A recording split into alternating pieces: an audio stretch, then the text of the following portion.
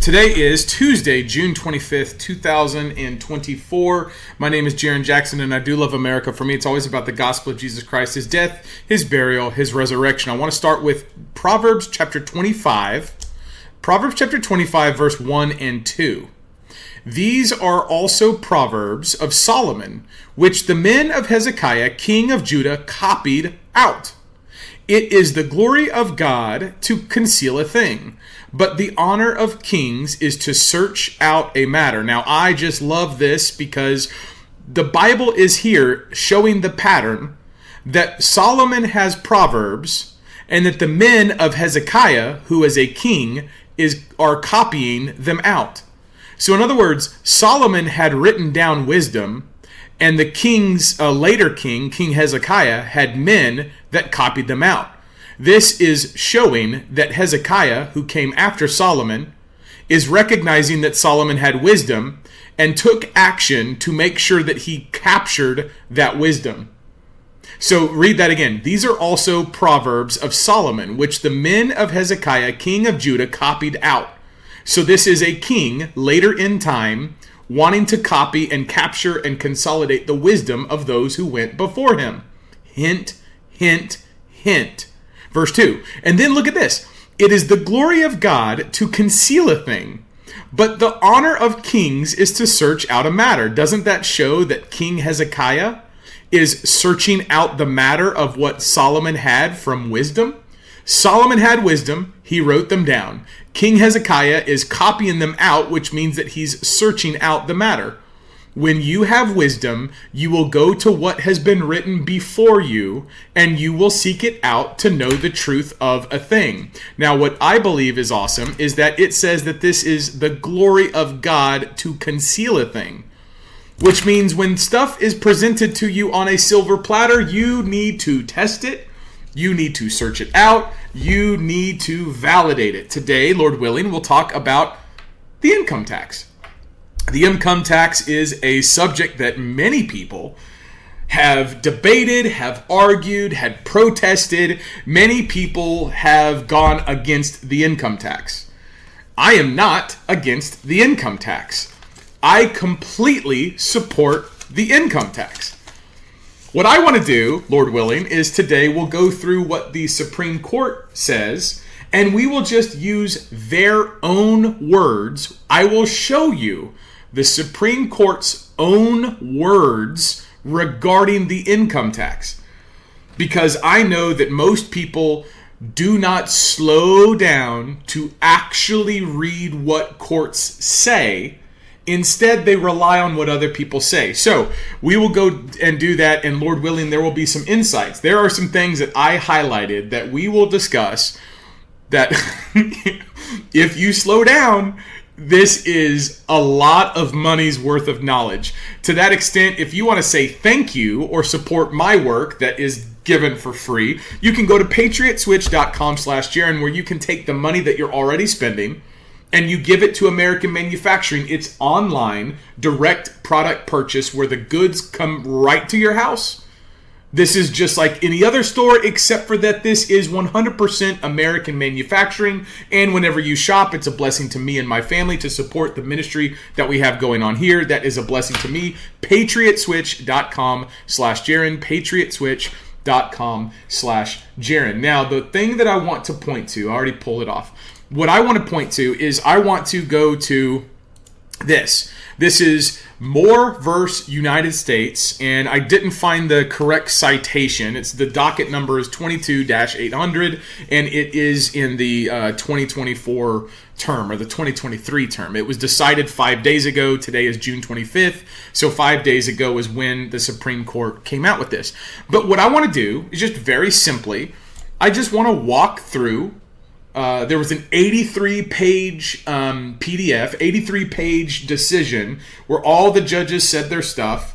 And I want to walk through several tidbits. Now, there's a lot more in this decision, but because I took my time to read the whole thing and I took the time to figure out and to hone in on some things, this is Jaron's assessment, not my assessment. This is my presentation of the Supreme Court's own insights regarding the income tax.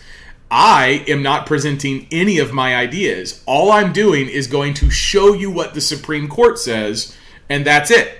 So I believe in educating. I believe that people should know the customs and the creeds of their forefathers. I believe that Americans need to know their rights and know that the power is in the Constitution to bind and limit government. And I will literally show you that in writing today. At the same time, I encourage anybody who, within the sound of my voice or the view of my ugly face and glorious beard, to go learn from my teacher, a man named David Jose, who's on Twitter or X at Real Dave Cares for You, number 4 letter U. I would, the action step I would take is I would take as many of his webinars as you possibly can, because he has a tax scholar webinar where he will lay out the truth of the income tax. But And also, I would do a private membership association. Speak to him about getting a PMA, because that is critical. That is critical. That's all I will say about that. But with that, I want to just start reading what the case says. This is, and you can see my notes. I just screenshotted it, and I started doing stuff. It says here, no direct tax since the Civil War. And here is the Supreme Court. To state the obvious, that kind of complicated and politically unpalatable result has made direct taxes difficult to enact.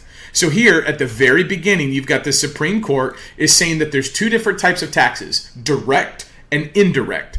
And the direct taxes are directly to your property, and they're by apportionment. You can go read and figure out what that means, because they explain it to you. All I'm trying to do is show you that direct taxes are politically unpalatable. Direct taxes are politically unpalatable.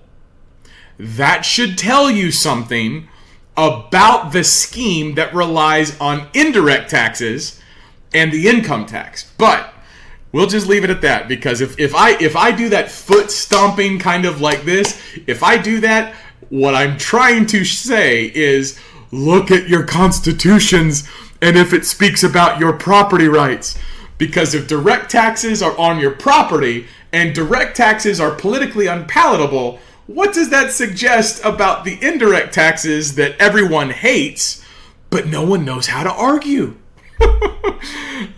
Play that in a loop like a million times and you're going to get yourself good. Anyway, this says, indeed, the parties have cited no apportioned direct taxes in the current Internal Revenue Code. Let me read that again. The parties have cited no apportioned direct taxes in the current Internal Revenue Code.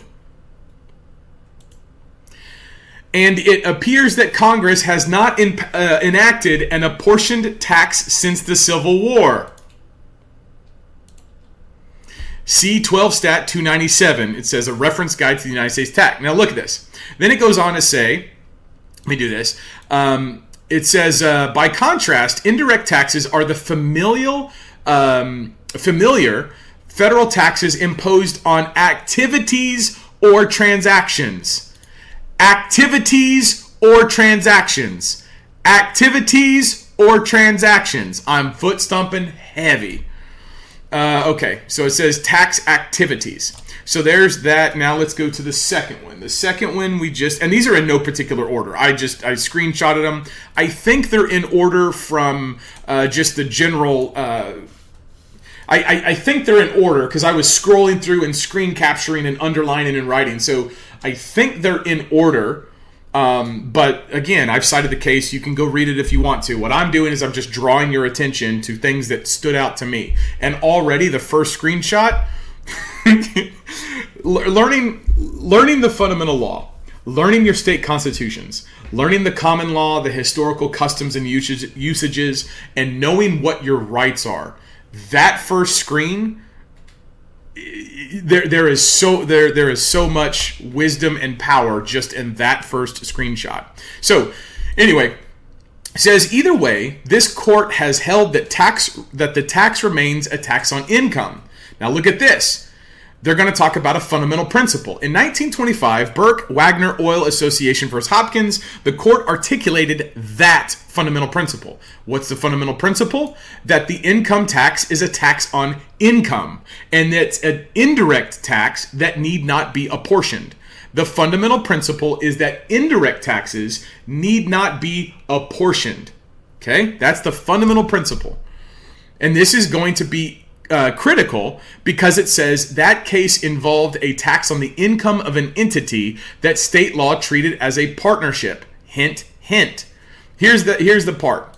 It comes down and it says, in other words, Congress could tax the income as it chooses, taxing either the partnership or the partners on the partnership's undistributed income. So the tax on the partnership was proper. You notice that there is a form of the entity that is involved. What entities does Congress have the power to regulate and tax? Interesting. Number 3, or screenshot 3. Here we go. This here, all I wanted to do here was look at the notes. The notes here says the government argues that a gain does not need to be realized to constitute income under the Constitution. Now, this is where you really need to understand that you've been programmed. The first level of programming, we do not read each individual word for its individual meaning. Slow down. Read that again. The government argues, which means we have an adversarial system, and that doesn't mean that it's right. It just means that this is what the government's saying. Does the government say stuff that's not true? Anyway, it argues that a gain does not need to be realized to constitute income under the Constitution. That tells me that a gain is not necessarily income. Do you see that distinction? Do you see the distinction that if the government is arguing a gain does not need to be realized to constitute income, it means that a gain is not income, and an income is not necessarily a gain? I'll just put that out there. Listen, a lot of what I'm going to do in this stream is going to be what I just did, because I'm directing you to the Supreme Court's own words, where they say stuff that is so powerful if you look at the opposite, right? So if they say that a gain does not need to be realized to constitute income, they're telling you a gain can be a gain and not be income. So if you have the right to your gains, it does not necessarily mean that it is income. That's what that means. That means you have to slow down and you've got to read every word, which is why I'm doing what I'm doing, to show you that if you took the time to read the constitutions and slow down to read your fundamental rights, you will be able to address this. But it gets better. It gets a lot better. Here we go. This says, to sum up, and this is on page whatever page it's on. To sum up, the court's long-standing precedents plainly establish that when dealing with an entity's undistributed income, so you're dealing with an entity, and the long-standing precedents I would just ask, when did these precedents begin? That's all I will say. Congress may tax either A, the entity, or B, its shareholders or partners. Okay? That's important because that's showing you the precedents of the court, right? Congress' long-standing precedents plainly establish that when dealing with an entity's undistributed income, Congress may tax either the entity or its shareholders or partners. That's very that's very important. Here we go. Here's another one. Let me do this. Boom. Let me do this. Scroll up. Where was that? Red. Okay.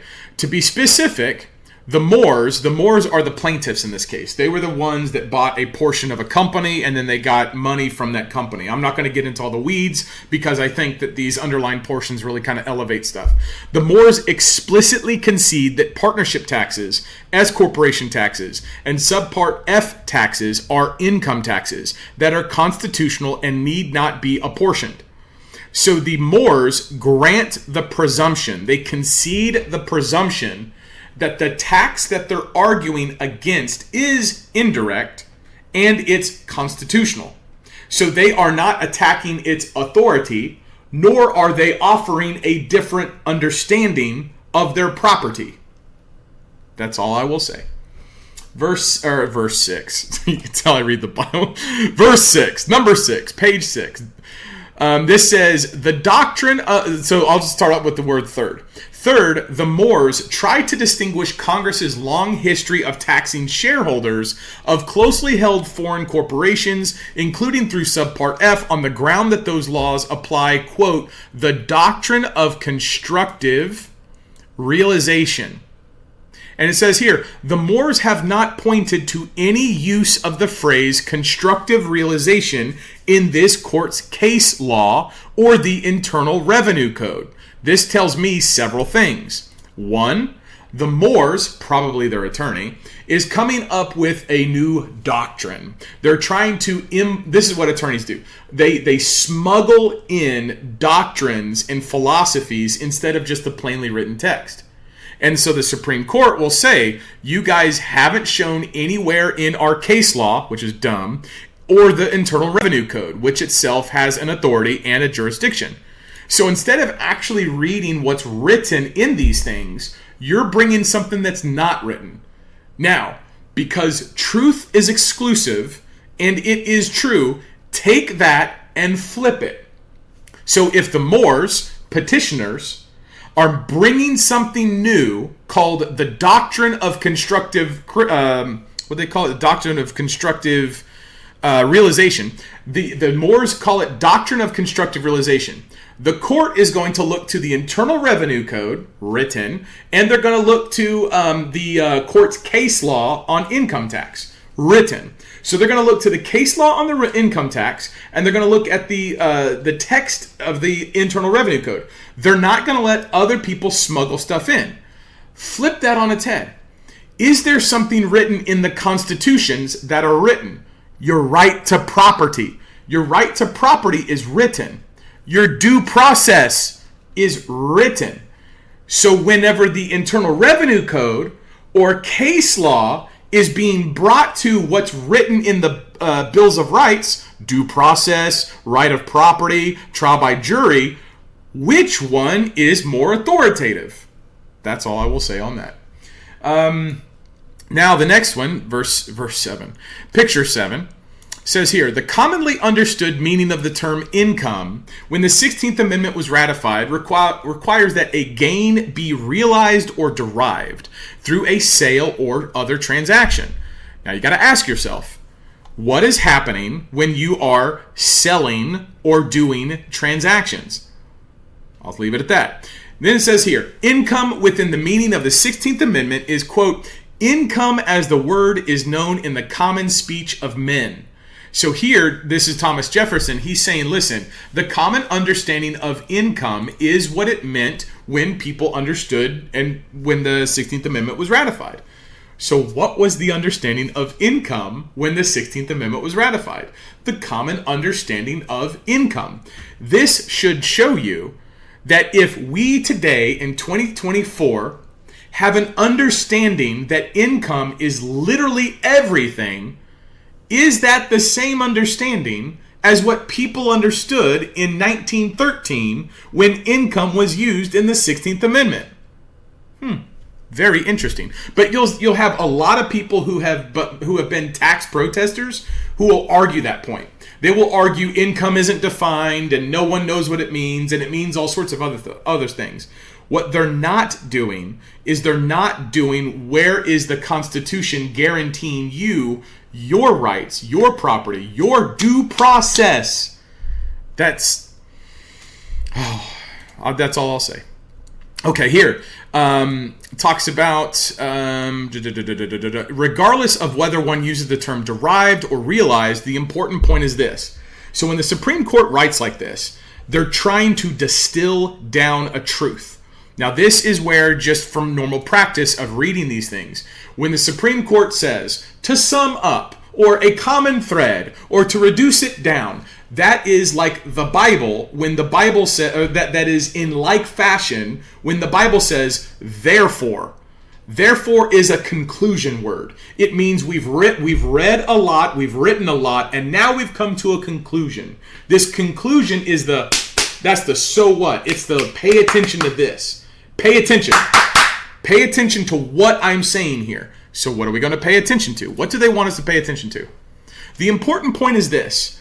The 16th Amendment and the direct tax clause distinguish between taxes on property, which are subject to apportionment, and taxes on income derived or realized from that property. So the 16th Amendment distinguishes there's direct tax on property and indirect tax on not property or the benefit of that property, okay?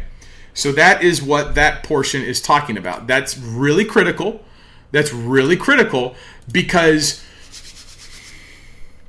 if you have property, if someone's going to say you owe me something from that property, there's you have the right to due process. You have the right to trial by jury.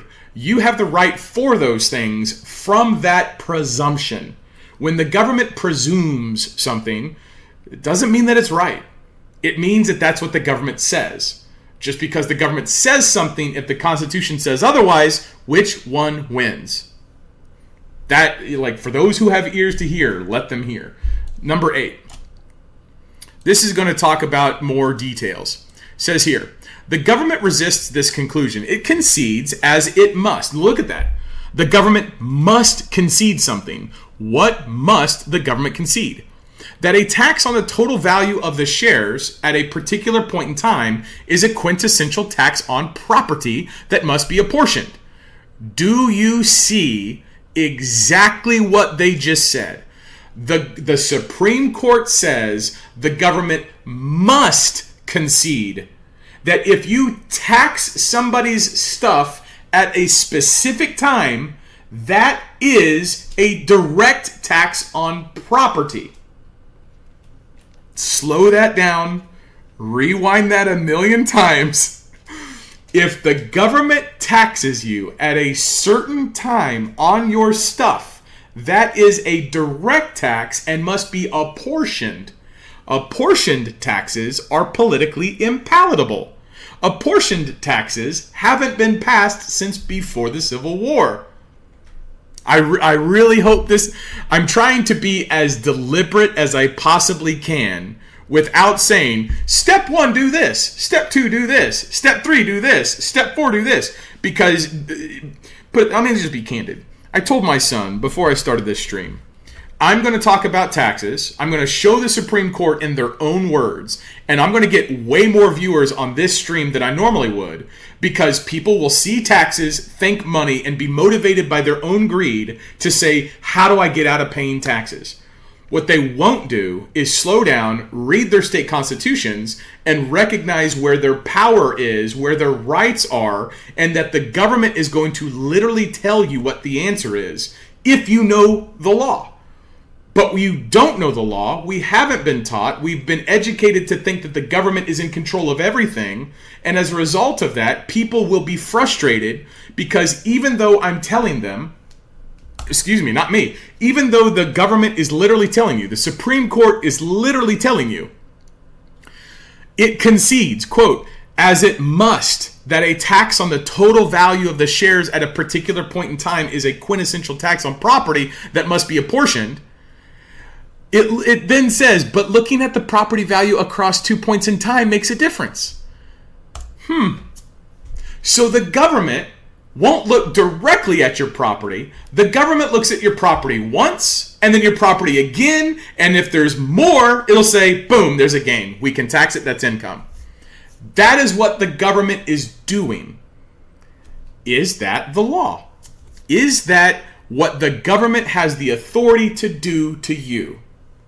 That's what the people, when you understand your rights, you understand the law, you understand what's going on, there are ways that you can assert your rights, and this is where I would direct people to my teacher, Dave Jose.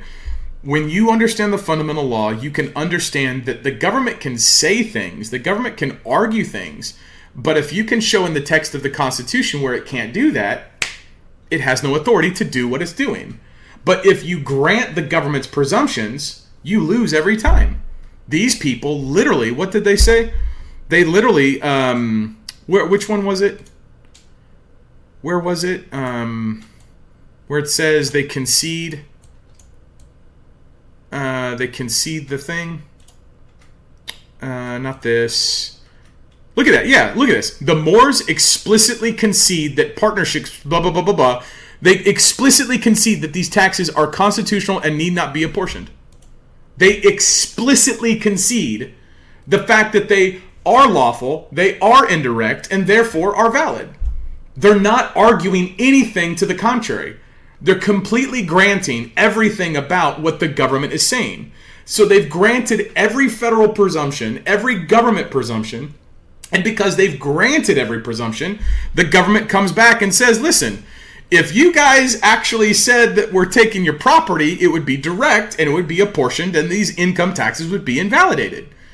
But people don't think like that because we haven't been taught to think like that because we don't slow down. But let's continue because the last 3 minutes has just been like $1 million worth of stuff. Look at that. The government is unable to cite a single decision upholding an unapportioned tax on appreciation. Let me read that again. The government is unable to cite a single decision upholding an unapportioned tax on appreciation.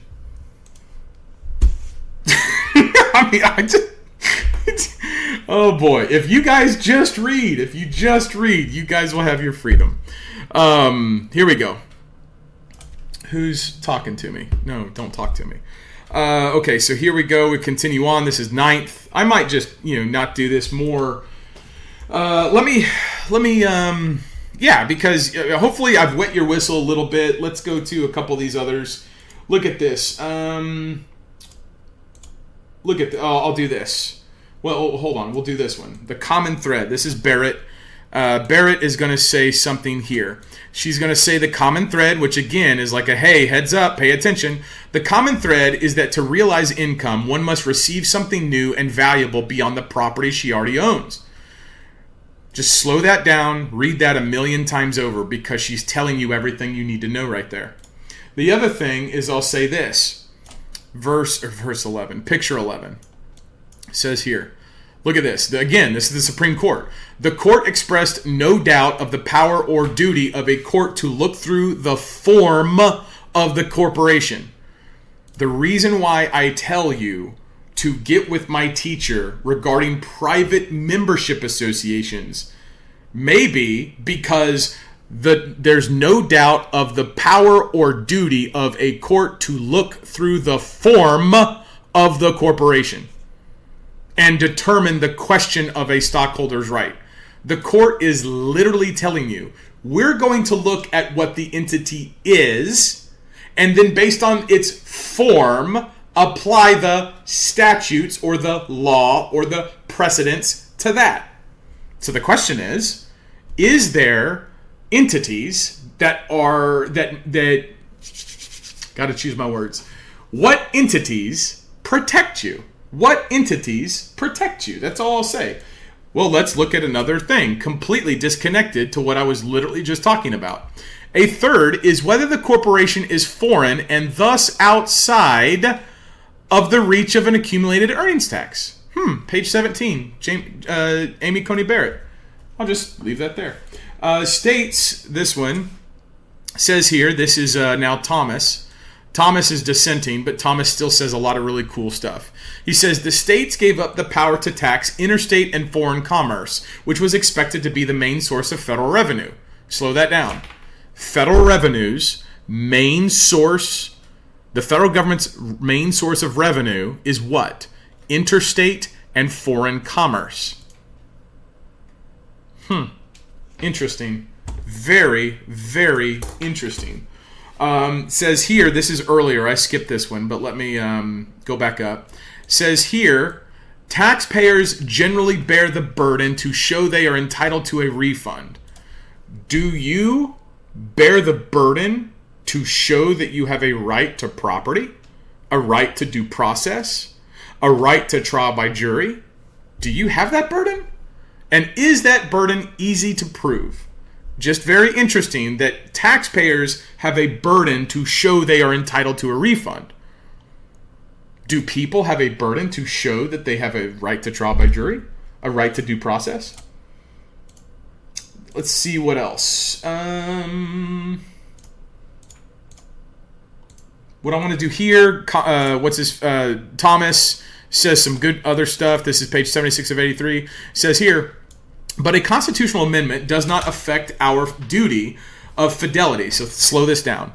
A constitutional amendment, he's speaking about the 16th Amendment. It does not affect, so it doesn't change, it doesn't influence, it doesn't alter our duty, which is an obligation. Who's the our? The our is the people in government, the court. So the court has a duty. The court is obligated. What obligates the court? The Constitution, the law. So a constitutional amendment does not influence the court's duty of fidelity, which means faith, steadfast faith, to the aspects of the original agreement that remain in place, including the direct tax clause. If a written constitution is to mean anything, the compromises it records must bind us until we amend them. Thomas will go through his dissent, which was like 30 pages, and he says, and he affirms what a case from 1916 said, that said that there's no new power granted to the 16th Amendment did not grant any new powers to the federal government. And because there was no new power that was granted, you have to look at the rule that was removed. Removing the rule in the 16th Amendment did not grant any new power to tax to the federal government.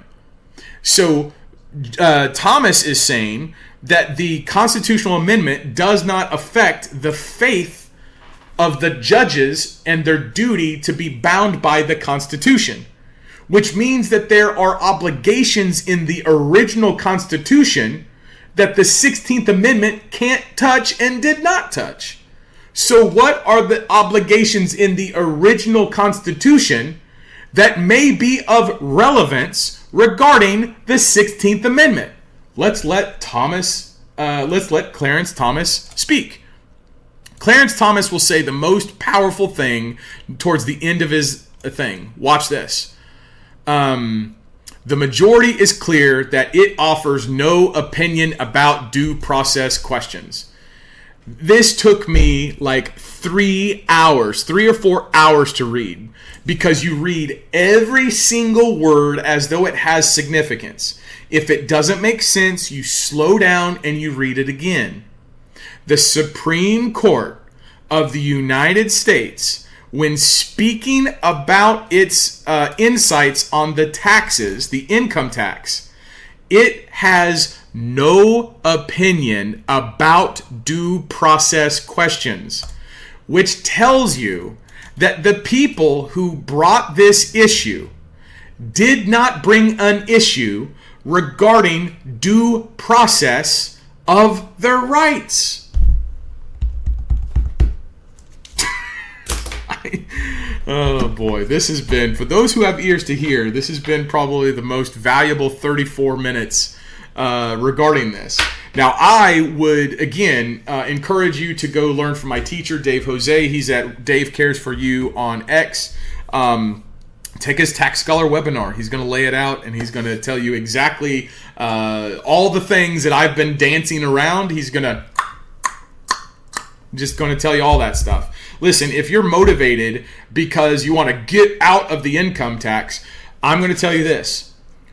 Pay every tax you are lawfully obligated to pay. Don't evade it. Don't resist it. Don't try to get out from underneath it. Don't try to argue around it. Pay every tax you are lawfully obligated to pay. Understand the law. Understand your rights. Understand that what the government says is not necessarily true. What the government does is not necessarily what's lawful. And much of our thinking has been made to where we just very quick, give me the talking point, give me the talking point, give me the talking point. Wrap it up, hurry up, hurry up, hurry up. Give me, just tell me what I need to do. Tell me what I need to do. Those are the types of people that I don't really want to talk to. Just tell me what I need to do. Tell me what I need to know. No. Because you're not recognizing the folly that got you to where you are. The folly that got us to where we are is believing what we've been told instead of slowing down to read what's written. I read to you today from Proverbs chapter 25. Verse 1 and 2, that says that these are, now I don't have my Bible turned there, so I gotta find it, where the Bible tells you, hold on, let me get there. Proverbs 25, 1 and 2. Proverbs 25, 1 and 2. When I look at it, it says here, these are also Proverbs of Solomon, which the men of Hezekiah, king of Judah, copied out. Hezekiah knew who Solomon was. They didn't live at the same time. Hezekiah knew Solomon. He knew that he was wise. He knew that he was a great king. He knew that he was very successful. And he had men that copied out Solomon's Proverbs. He went back in time to read what was written. And then what? It is the glory of God to conceal a thing, but the honor of kings is to search out the matter. If you actually want to know the truth, you will search this thing out. You won't just rely on Jaron Jackson or somebody else telling you something on the internet. You will slow down and read it. When Clarence Thomas literally says, the majority is clear that it offers no opinion about due process questions, he is spilling the beans. He is literally committing seppuku of the federal government's income tax. If you know what due process is, if you know what your rights are, if you believe it. If you don't believe what's written because you haven't read what's written, then you don't know, and you think that I'm punking you out because I'm not directly answering you. But if I directly answer you and you don't have the foundation, then if things come, you get destroyed. This is when Jesus is talking about in Matthew chapter 7, he's ending the Sermon on the Mount. He's talking about the foolish man builds his house on the sand, the wise man builds his house on the rock. The wise man built his house on the rock because before his house ever is completed, he understands that he wants longevity. He understands he wants a place to live. He wants to abide. He wants a place to thrive and succeed and to do life. Both of them have presumptions about the future. Why else build the home if not for its future use? So both of them are looking into the future. But only one of them regards the foundation as the most important part.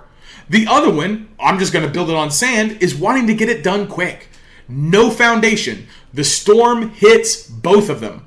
It doesn't miss the wise man. Just because you're wise doesn't mean the storm doesn't hit. It doesn't hit the foolish man harder.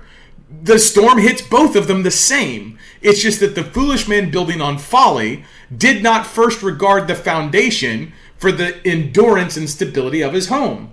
The wise man did not do anything until he found the right foundation, and then he built on it. And when he built on the right foundation, he didn't worry about the storm. He was able to endure inside of his house, presumably, because he chose the right foundation.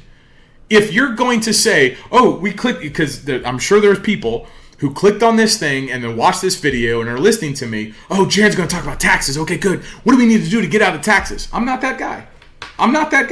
I used to think that I was that guy, but I realized that people only wanted to listen or do stuff to get out of the pain of paying taxes. That's foolishness. Because if you're only doing something to avoid the pain, you will cut corners and compromise, and you will sacrifice the truth so long as you think that you can get comfort. And that's wrong. Because that's where we are as a nation. We are where we are as a nation because we have collectively cut corners. For generations, for decades, we've cut corners. we have not done our duty to restore and maintain the republic, and we don't know what the Constitution say. So this stream, and I started ranting at 34 minutes, this stream has included specific SCOTUS insights, word for word, that devastate the ways of thinking of the current federal government. Devastate them. There's even a bit in there where the government, one of the government's I didn't clip it, but one of the government's arguments against the Moors came and said, hey, we invested in this company. Now you're taxing us based on this specific tax. You're taxing us on this company. You can't do that.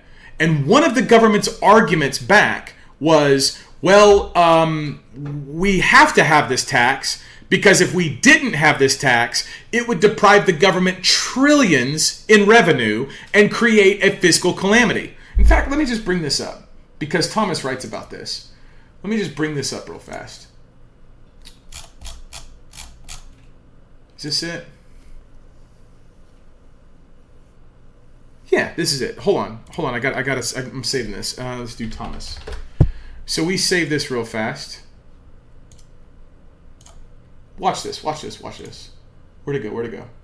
I saved it as Thomas. Where'd it go?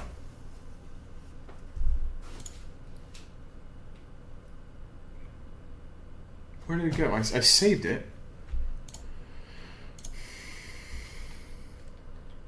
Save as Thomas. Okay, same thing. Basically, I'll read it. Here on, let me bring it up on the internet real fast. I'll just read the decision. There's an argument, Moore versus United States tax. Boom. It's at the very end of Thomas. What page is it on? It's on page 33 of Thomas's thing. All right, here we go. Watch this. Let's go to our screen. Boom. Jihad this. We want to go to the screens. Now remember, the setup is this. The setup is the Moors are arguing that the tax is bad. The government comes back and says, you can't strike down the tax. It will deprive us of trillions of dollars, which will create a fiscal calamity. That was the government's argument. The government's argument was, if you take this tax away, we'll lose a lot of money. And this is Thomas. This is Clarence Thomas. Clarence Thomas says, where did it go? Where's the judicial power? Here we go. The Constitution. Here we go. Hold on. Let's go back to this. The majority is not ashamed. Here we go. The majority is not ashamed to lay bare the consequences at the heart of its opinion. In other words, the Clarence Thomas is saying the majority said the heart of their reasoning is because it would take a lot of money away from the government. Because it is wrongly concludes the Moore's constitutional argument would invalidate not only the MRT, but also long-standing taxes. Look at that. They argue that if you argue the Constitution, it would take away long-standing taxes. The majority frets that the Moors would, quote, deprive the U.S. government and the American people of trillions in lost tax revenue and require Congress to either drastically cut critical national programs or significantly increase other taxes. Look at this. The Constitution does not require that fiscal calamity the majority proclaims. I agree. Now, this is what's going on. The Moors said this tax is unconstitutional. The majority disagreed with them. At the heart of the majority of the SCOTUS disagreeing, they said if the Moors' argument is true, it would invalidate all these taxes and the government would lose trillions. If the government lost trillions, they would have to cut back drastically. Sad. Now Clarence Thomas says, yeah, I agree. The Constitution does not obligate that fiscal calamity. Now watch what he says. This is brilliant. He says, but, where's the thing?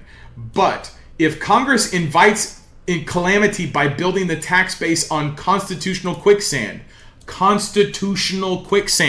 do you see what he's doing? Do you see what Clarence Thomas is doing? He's telling you. People are like, what was he telling us? He's telling you the current way that the IRS does stuff is constitutional quicksand. Which means if you're the wise man who builds his house on the rock, you stand on the Constitution for your argument against the IRS. Oh, man. He's spilling the beans. Look at this.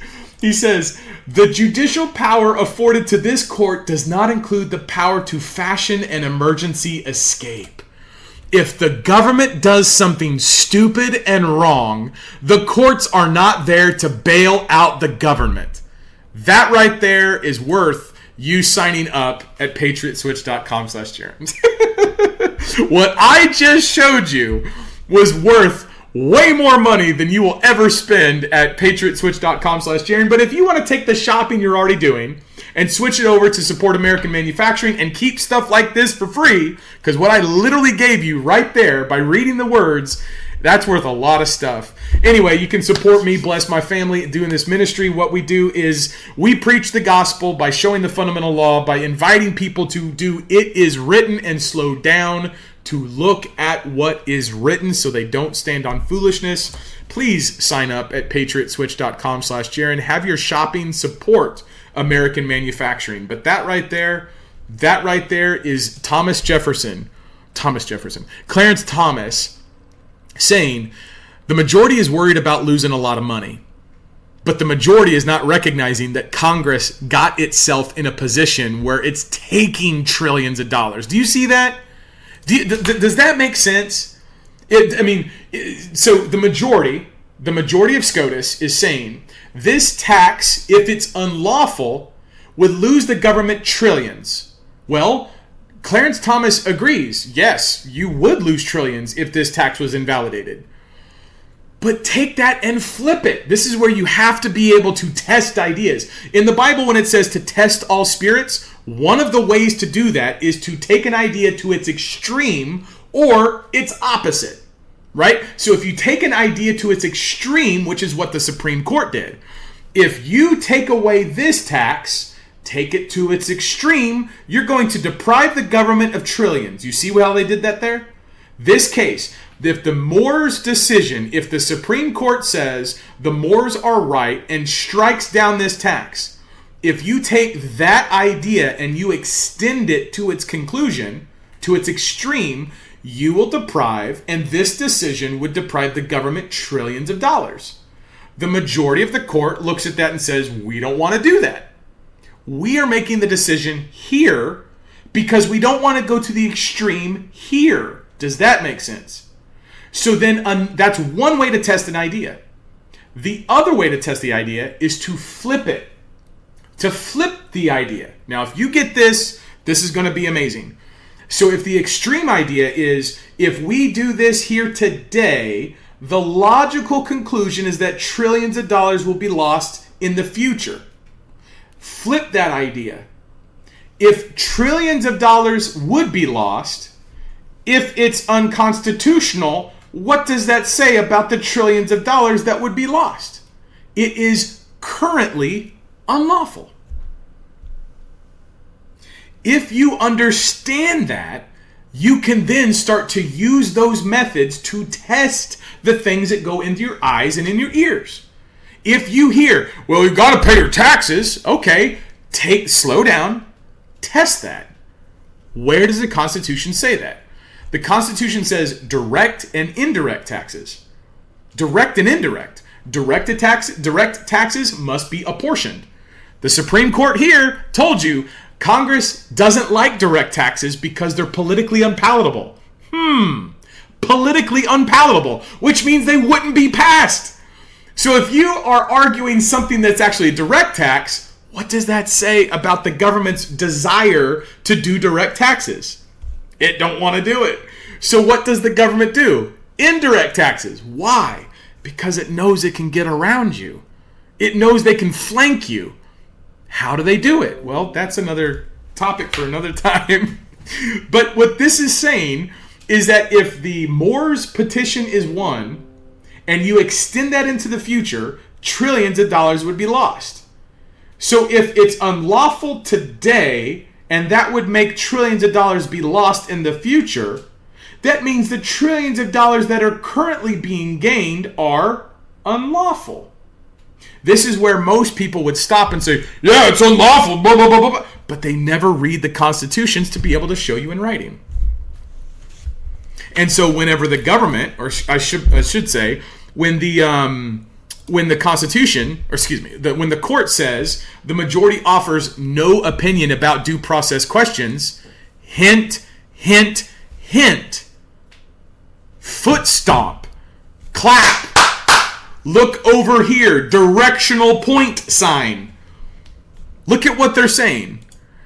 The majority is clear that it offers no opinion about due process questions. What did the Moors say?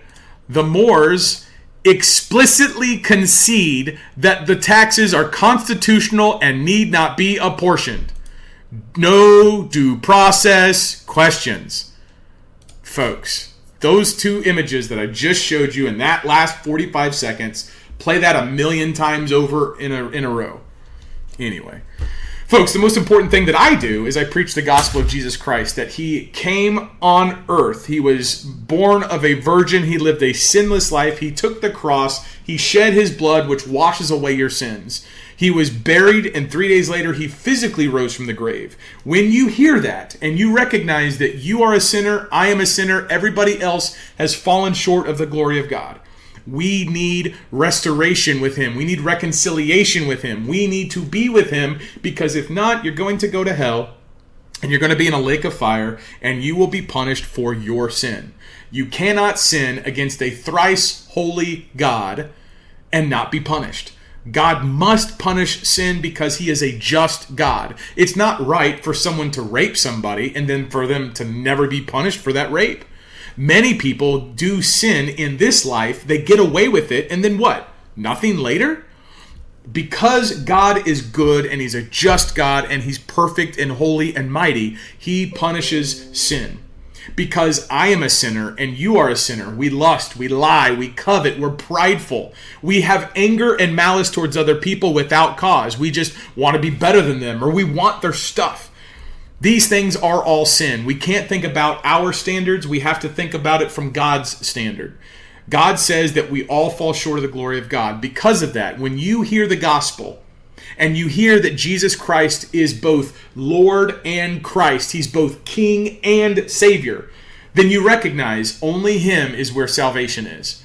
This is where you now hear the word. Now you must believe the gospel. If you believe that, there is an open invitation for whoever believes. When you believe the gospel, you need to obey the gospel. Obeying the gospel is repenting of your sin, you're confessing Christ as your King, and you're being baptized into Jesus Christ. When you are baptized, which is the result of you repenting, which is the result of you confessing Christ, which is the result of you believing the gospel, which is the result of you hearing the gospel, you are then added into the church. Baptism is not the only thing that you do. Believing and having faith is not the only thing that you do. That is God's plan of salvation, the complete plan of salvation. You hear the word of God, you believe the gospel, you're confessing, you're repenting of your sins, and you're being baptized into Jesus. When that happens, you are added into his church. He regards you as him. You are part of his body. And now he looks at you as though you are him. Most importantly, when God looks at you, he sees Jesus and not you. When you are in Christ's church, God looks at you and he sees Jesus, and he will treat you as such. He will listen to your prayers. He will bless you. He will provide for you. And the world will hate this. The world hates Christians because it first hated Christ. Christ is hated, John chapter 7 and verse 7, because he testifies to the world that its deeds are evil. When you're telling people that what they're doing is wrong, they don't like it. They hate it, and they will want to attack you. Fret not, fear not. The problems and tribulations we face in this life are nothing compared to our future glory in Jesus Christ. That doesn't mean God is not good and isn't doing great things here today. It means that whenever you have trials or tribulations or persecutions of any kind for Christ's sake, that's a good thing. Rejoice in that and realize this world is not my home. I will be with him in glory one day. Let me run the race. Let me keep the faith. Let me stand firm in the word of the Lord. Obey the gospel, my friends. Folks, I've directed your attention already twice. Now this is the third time. The way that you can bless me and my ministry and my family is to go to patriotswitch.com/Jaron, sign up, register. It's online product shopping, online product purchase delivered right to your door. When you shop, Jaron gets a benefit, and that's a blessing to me. It's American manufacturing, no hazardous chemicals, plant-based products, been in business for 40 years with no liability payments because they don't use anything that's bad for you.